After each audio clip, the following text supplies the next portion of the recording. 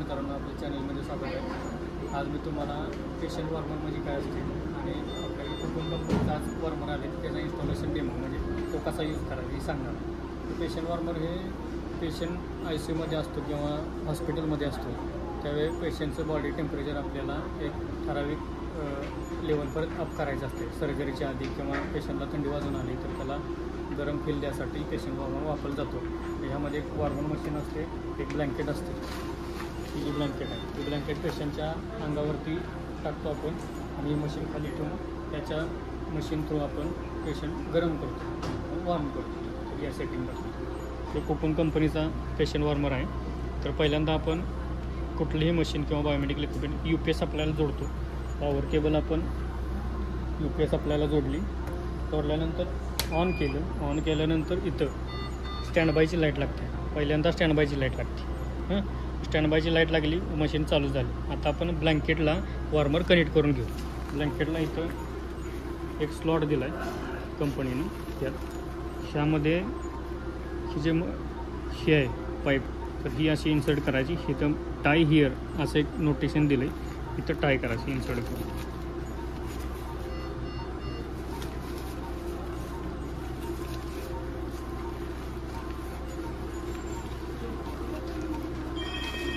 असं तुम्ही टाईप करा की जेणेकरून इथनं एअर लिकेज होता कामा नये, नाहीतर तुम्ही टेम्परेचर आणि ते अचीव होत नाही। हे केल्यानंतर हे क्लिप दिलं मशीननं, जर तुम्हाला कुठं अडकवायचं असेल किंवा काय तर। आता मशीनकडे या, इथं स्टँड बायचं मशीन। आता मशीन आपण ऑन करायची। ऑन करताना ॲम्बियंटवर क्लिक करा, म्हणजे मशीनमधला फॅन चालू होते। फॅन ह्या मशीनमध्ये दोन मेन कंपोनंट असतात, एक फॅन आणि एक हीटर असतो। आता हीटर काय करतो की टेम्परेचरचं काम करतो आणि फॅन हा ते कूल करायचं आणि टेम्परेचर सगळी हवा पसरायचं काम करतो। ओके, तर आता ॲम्बियंट क्लिक केलं आहे म्हणजे फॅन चालू झाला आहे। फॅन थ्रू हवा मशीनमध्ये जाते आणि हीटर हीट करायचं काम करतो। आता तुम्ही इथं सेटिंग आहे, stand by, ambient, high speed. High speed म्हणजे फॅनचं स्पीड जर तुम्हाला जास्त पाहिजे असेल, लगेच तुम्हाला जर टेम्परेचर अचीव करायचं असेल तर हाय स्पीड क्लिक करा। आणि तर टेम्परेचर सेटिंग दिले 4, 34, 40, 43, 4 तुम्हाला जी पाहिजे ते सेटिंग ठेवा आणि टेम्परेचर हाय करा। आता इथे एक 46ला रेड सिम्बॉल दिला, 46वर क्लिक करा। 46वर क्लिक करा।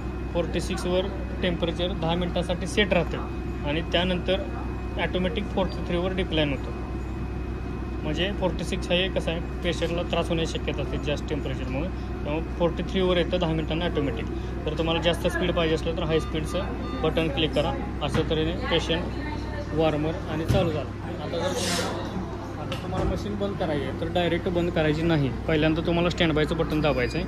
स्टँडबायचं बटन दाबून ठेवायची मशीन तशीच। हे जेणेकरून काय होतं, आता इथली लाईट गेली बघा, इथली लाईट गेली म्हणजे हीटरचं म्हणजे हिटिंग बंद झालं आणि फॅन चालू राहिला।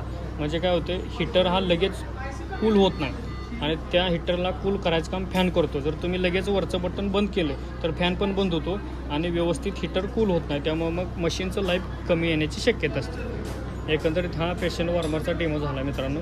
धन्यवाद।